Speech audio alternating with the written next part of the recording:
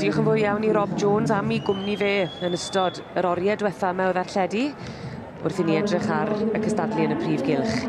Rob wedi mynd I gael hoi fach ac yn ei le ac yn croesawu yn ôl Owen Griffiths ac yn ddarnod da iawn y cystadlu yma Owen. Ydy, wedi bod yn cystadlu brwd bore yma. Ni wedi bod yn edrych ar yr adlymfa, yr adlynec a'r Rhanfrid Cymreig.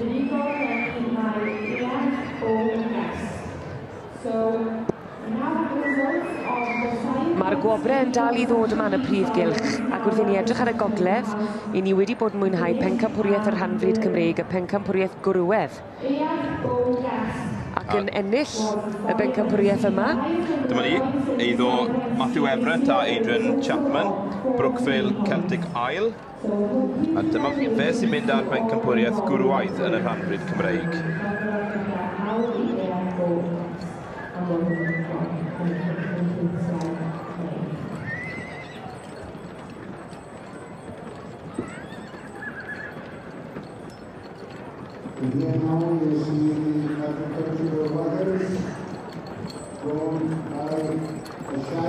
A dwi'n meddwl yn gyd bencampwr mae Alan Charlesworth yn arddangos. A dyna fe.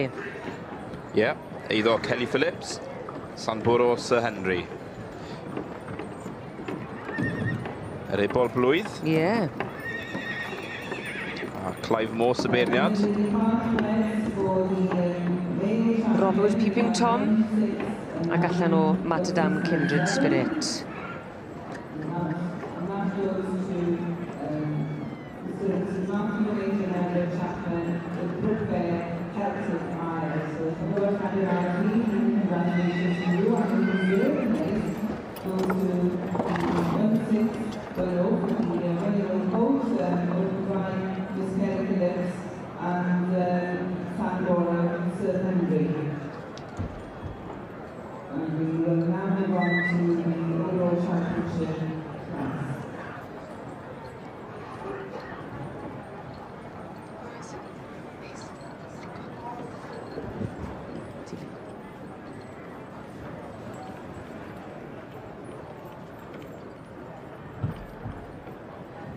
Here we are now with the 4 wagons in, and what a wonderful sight, which many respect quite a long way.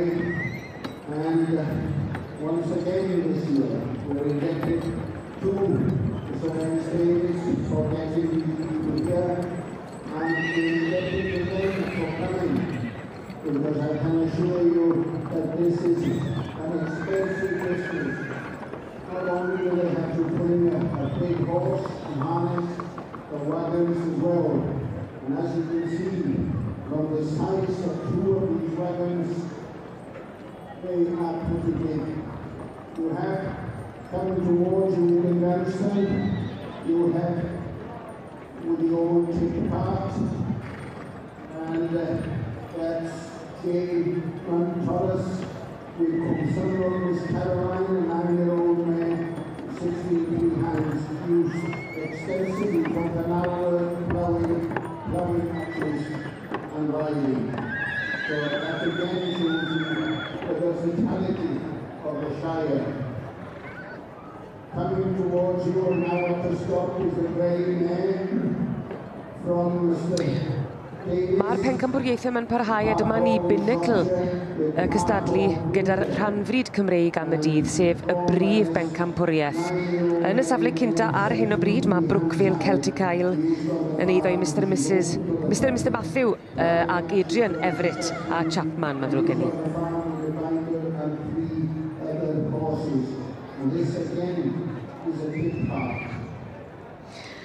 Felly mae'r dathlu yn parhau ac mae'r gwobrwyon parhau hefyd. I ni wedi cyrraedd y nod fan hyn pencampwriaeth yr Rhanfrid Cymreig. Dyma chi'r brif bencampwriaeth ac I ni yn llongyfarch Brookvale Celtic Isle a llongyfarchiadau mawr iawn I Matthew ac Adrian Everett a Chapman hefyd yn berchnogion, yn gyd berchnogion ar y march yma.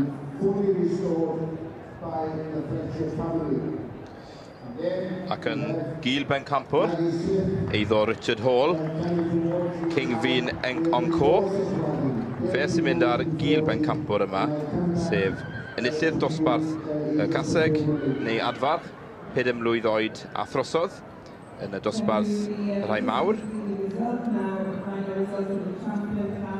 In the Welsh Part-bred, and the overall champion in the section goes to number 1697.